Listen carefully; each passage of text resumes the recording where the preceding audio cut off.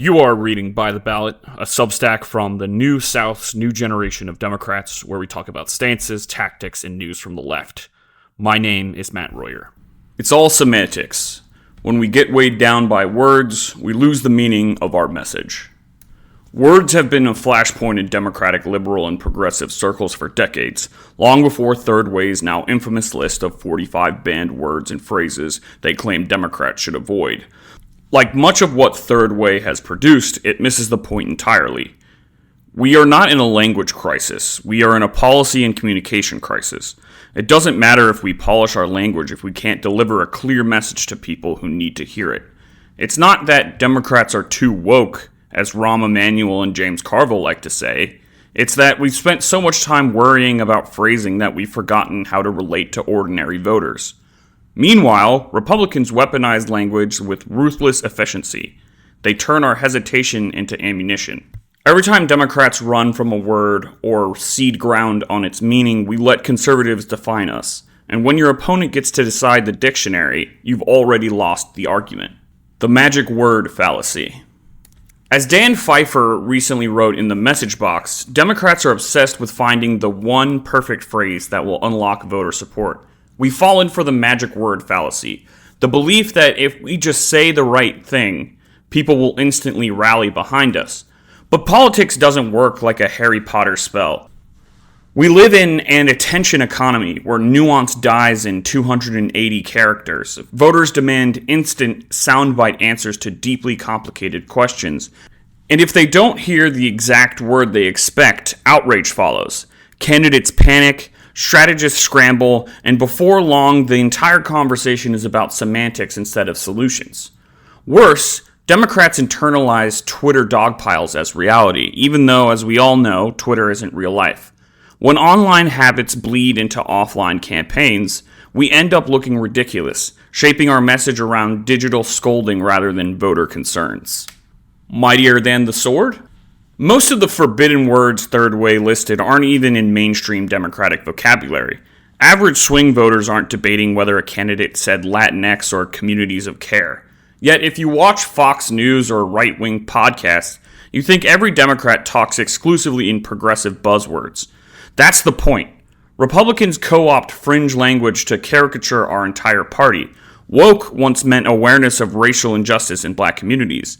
Now it's been twisted into a catch-all slur for anything conservatives dislike. By the time Democrats debate whether to use the word at all, we've already lost the frame.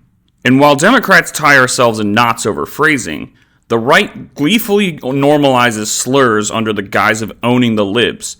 They amplify their trolls, caricature our activists, and present the loudest edge cases as the Democratic mainstream. Too often, we let them. Talking on eggshells. The result is a politics of constant defensiveness. We run from words, terrified of being too restrictive and terrified of being careless. Ordinary people, our base voters included, feel blindsided by ever-shifting vocabulary rules. That's why internet personalities like Joe Rogan, Andrew Tate, and countless comedians score points by mocking the language police. They tap into a real frustration. People hate feeling tricked or scolded for not knowing the right term of the week. The problem isn't just word choice, it's that conservatives have blurred the line between being corrected for harmful rhetoric and being attacked for innocent mistakes. That conflation has real political consequences. Just talk like people. Democrats have drifted from their working-class, plain-spoken roots. Once the party of everyday language and everyday people, we now risk sounding like academic panels in human form. Voters don't need us to sound like walking thesauruses. They need us to sound like neighbors who get it. That's why Governor Tim Walz's viral line, "These Republicans are just weird," worked so well in 2024. It was simple, relatable, and funny. It punctured the right's hysteria without jargon or condensation. Democrats desperately need more of that. And it's why Pete Buttigieg often shines in hostile media environments. On Fox News or podcasts like Flagrant, he doesn't use polling-tested buzzwords. He paints pictures of everyday life. One exchange captured it perfectly. I want everyday life to be better.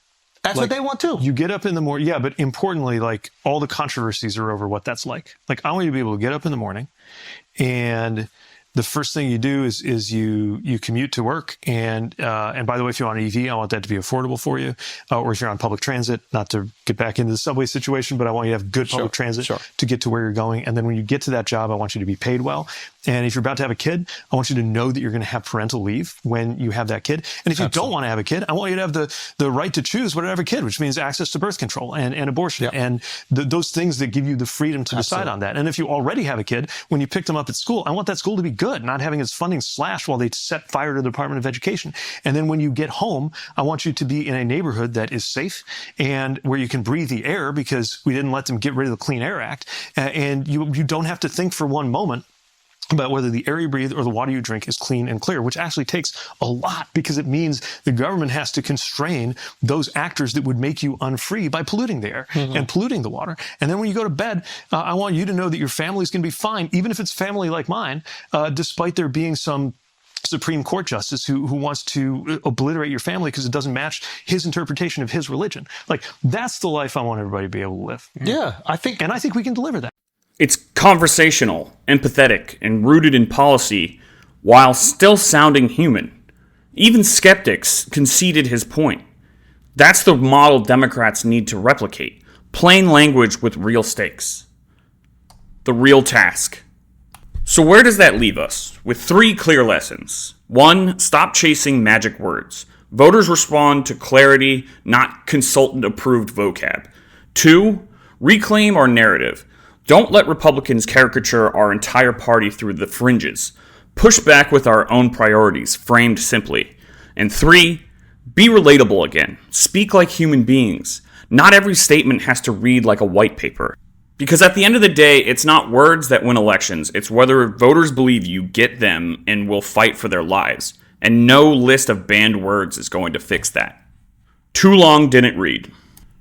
Democrats keep tying themselves in knots over the right words instead of focusing on clear, relatable messages that connect with voters.